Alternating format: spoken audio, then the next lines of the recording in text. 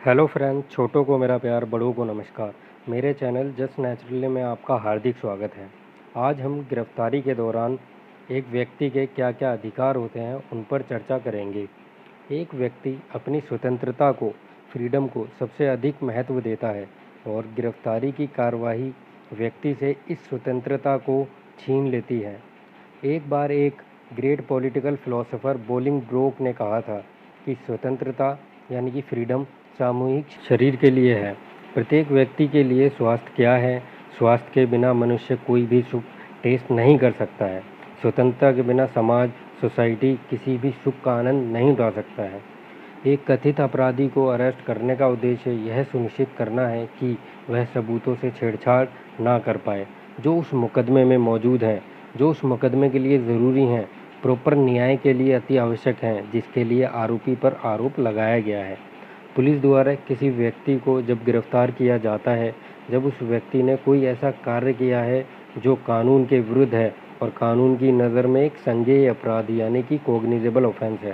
Section 2 clause C of the CRPC 1973 में cognizable offence की definition दी गई है। Section 2 clause C of the CRPC कहता है कि फर्स्ट शेड्यूल में जिस ऑफेंस को मेंशन किया गया है या फिर किसी अन्य लॉ में, किसी अन्य एक्ट में संगीन जुर्म की कैटेगरी में संगीन जुर्म को दर्शाया गया है, मेंशन किया गया है, बताया गया है, तो ऐसी परिस्थिति में जिसे या तो फर्स्ट शेड्यूल में मेंशन किया गया है CRPC के या फिर अन्य किसी लॉ में, अन्य किसी एक्ट में इंडिया में उन्हें संगीन जुर्म में ऐड कर रखा है, तो ऐसी सिचुएशन वाली गिरफ्तारी में पुलिस में अरेस्ट विदाउट वारंट, पुलिस बिना वारंट के, बिना कोर्ट की परमिशन के उस आरोपी को जिस पर वह संगीन जुर्म करने का आरोप है अरेस्ट कर सकती है। तो चाहे आप इंडियन सिटीज़न हो या फॉरेनर हो, आपको अरेस्ट किए जाने पर कुछ अधिकार प्राप्त होते हैं। जैसे कि इन अधिकारों को हम 12 पॉइंट्स में आपके समक्ष रखेंगे। पहला point, section 50 of the CRPC के तहत गिरफ्तारी का कारण जानने का आरोपी के पास अधिकार होता है और आरोपी के पास यह भी अधिकार होता है कि यह अपराध जमानतीय है या नहीं। जमानती अपराध यानी कि बेलेबल ऑफेंस।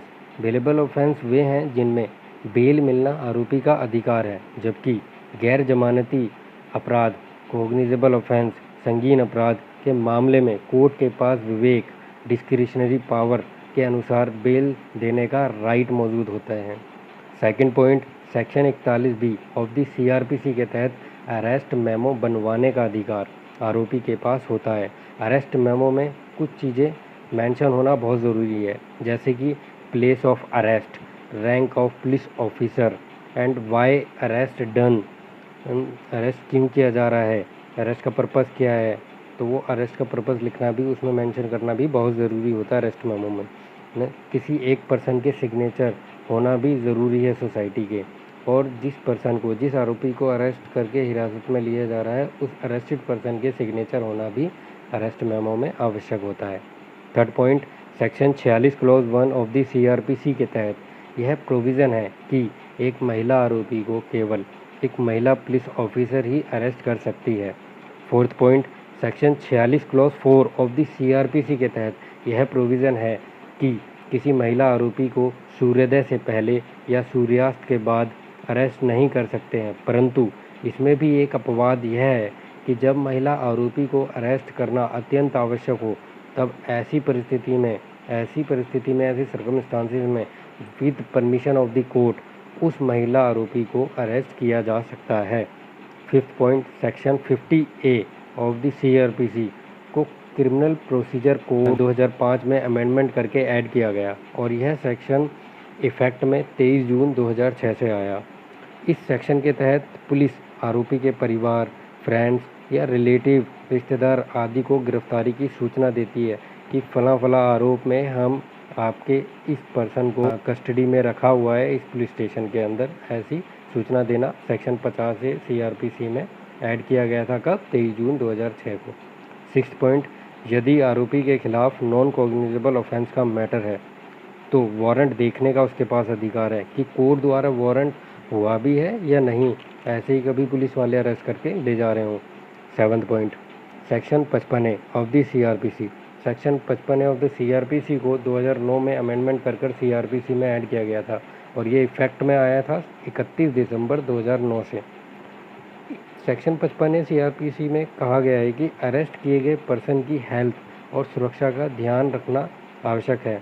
अरेस्ट करने के बाद पुलिस ऑफिसर की ड्यूटी है कि वो आपकी हेल्थ का उचित ध्यान रखे।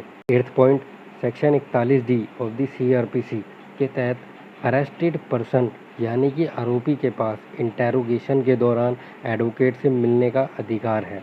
9th point, section 57 CRPC says that person arrested not to be detained more than 24 hours, मतलब कि अरेस्टेड पर्सन को 24 घंटे से ज़्यादा पुलिस स्टेशन में हिरासत में नहीं रखा जाएगा। अगर 24 आवर से ज़्यादा हिरासत में रखते हैं उसे पुलिस स्टेशन के अंदर तो वह उसके राइट का वायलेशन होगा। यदि 24 आवर से ज़्यादा उसे हिरासत में रखना है तो सेक्शन 167 ऑफ द CRPC के तहत मजिस्ट्रेट से पहले परमिशन लेनी होगी, उसके बाद ही वो 24 घंटे से ज़्यादा उसे अरेस्टेड पर्सन को हिरासत में रख सकते हैं पुलिस स्टेशन के अंदर। 10th point, section 56 of the CRPC के तहत अरेस्टेड पर्सन को विदाउट अननेसेसरी डिले के ऑनेबल मजिस्ट्रेट के समक्ष प्रस्तुत करना पुलिस ऑफिसर की ड्यूटी है। 11th point, section 54 of the CRPC के तहत अरेस्टेड पर्सन को अधिकार प्राप्त है कि जब भी पुलिस अरेस्ट करे तो आप उससे बोलकर अपना मेडिकल करवाएं। इसका बेनिफिट यह है कि कोर्ट में पेश करते वक्त भी आपका मेडिकल होता है और यदि आपका मेडिकल अरेस्ट के दौरान हो गया होगा तो पुलिस आपको मारेगी पीटेगी नहीं, टॉर्चर नहीं करेगी, क्योंकि यदि आपको अब पुलिस हिरासत में रखने के बाद अरेस्ट करने के बाद जब आपका मेडिकल हो चुका है उसके बाद अगर कोई किसी प्रकार का फिजिकल टॉर्चर करती है, मारपीट करती है तो कोर्ट में पेश करते समय वाले मेडिकल रिपोर्ट में मारपीट, फिजिकल टॉर्चर आ जाएगा। 12th and last point, Bharat के संविधान का अनुच्छेद 22 क्लॉज 2 के तहत गिरफ्तार किए गए और हिरासत में लिए गए प्रत्येक व्यक्ति को गिरफ्तारी के स्थान से मजिस्ट्रेट कोर्ट तक यात्रा के लिए आवश्यक समय को छोड़कर ऐसी गिरफ्तारी के 24 घंटे की अवधि के भीतर निकटतम मजिस्ट्रेट के समक्ष पेश किया जाएगा और ऐसे व्यक्ति को मजिस्ट्रेट की अनुमति के बिना 24 घंटे की अवधि से अधिक समय तक पुलिस कस्टडी में नहीं रखा जा सकता है। होप सो यह वीडियो आपको समझ आई होगी। अगर यह वीडियो पसंद आई हो तो इस चैनल को सब्सक्राइब करना ना भूलें और यदि कोई क्वेरी हो, क्वेश्चन हो, फीडबैक हो तो आप कमेंट बॉक्स में पूछ सकते हो। Thank you for watching this video.